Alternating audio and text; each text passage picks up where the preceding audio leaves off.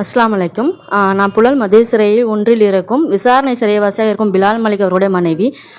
நான் வந்து நேற்று ஈவினிங் வந்து அவங்கள மனு பார்க்குறதுக்காக நானும் அவங்களோட இருக்கும் பன்னா இஸ்மாயில் அவருடைய மனைவியும் எங்கள் குடும்பத்தார் நாங்கள் என்ன செஞ்சோம், மனு புக் பண்ணியிருந்தோம். ஆனால் மனு புக் பண்ணும்போது அவங்க பனிஷ்மெண்ட்டில் இருக்கிறதாகவும், ஆனால் ஃபஸ்ட்டு மனு எலிஜிபிலிட்டி இருக்குது, நீங்கள் பார்க்கலாம் அப்படின்ற மாதிரி சொல்லி எங்களை வரவழைச்சிட்டு நாங்கள் 9:30 அங்கே புழல் மத்திய சிறையில் போய் நின்று மனுவுக்கு நாங்கள் என்ட்ரி போடையில் என்ட்ரி பதிய மாட்டேன்ட்டாங்க. நாங்கள் போய் உள்ளே கேட்கல, இல்லை அவங்களுக்கு மனு இல்லை, மனு காட்ட முடியாது அப்படின்றாங்க. என்ன காரணத்துக்காக மனு காட்ட மாட்டேன்றாங்கன்றது தெரியலை. அவங்க எந்த நிலையில் இருக்கிறாங்க, ஏன் பனிஷ்மெண்ட் கொடுத்துருக்குறாங்க.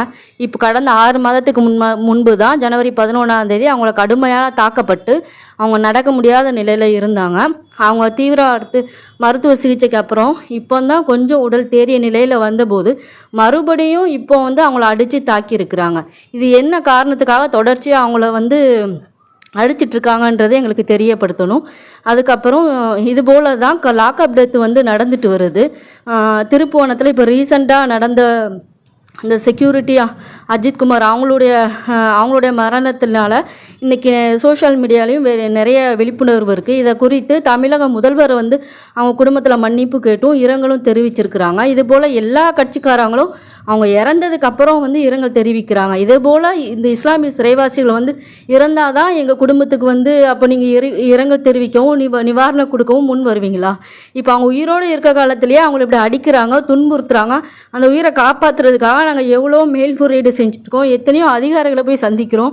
ஆனால் எங்களுக்கு எந்த பலனும் இதனால் இல்லை. அப்போ அவங்க ஒரு உயிர் இறந்ததுக்கு அப்புறம் தான் எங்களுக்கு கருணை காட்டப்படுமா?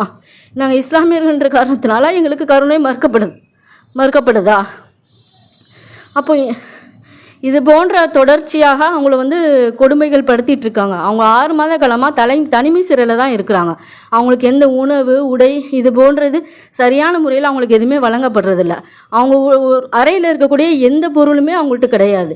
அவங்க கொடுத்த 2 ட்ரெஸ்ஸு, 1 நேரம் சாப்பாடு, 2 நேரம் சாப்பாடு, அவங்க என்ன கொடுக்குறாங்களோ அதுதான். இதை தவிர அவங்க அறையில் எந்த இதுவுமே கிடையாது. அவங்கள வந்து 24 ஹவர்ஸுமே என்ன செஞ்சுருக்காங்க, பூட்டிய நிலையில் தான் அவங்க இருக்கிறாங்க. இது இப்படி இருக்கக்கூடிய நிலையில் அவங்கள்ட்ட மறுபடியும் சோதனைன்ற பேரில் அவங்கள அடித்து தாக்குறது வந்து என்ன காரணம்? ஏன் அடிக்கிறாங்க? என்ன காரணத்துக்கு? இல்லை அவங்கள எதுவும் கொலை செய்யும் நோக்கத்தில் இருக்கிறாங்களா? இல்லை இது போன்ற காவல்துறைக்கு அந்த அதிகாரம் வந்து இருக்குதா?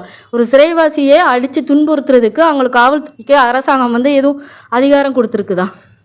சட்டத்தில் அது இடம் இருக்குதா?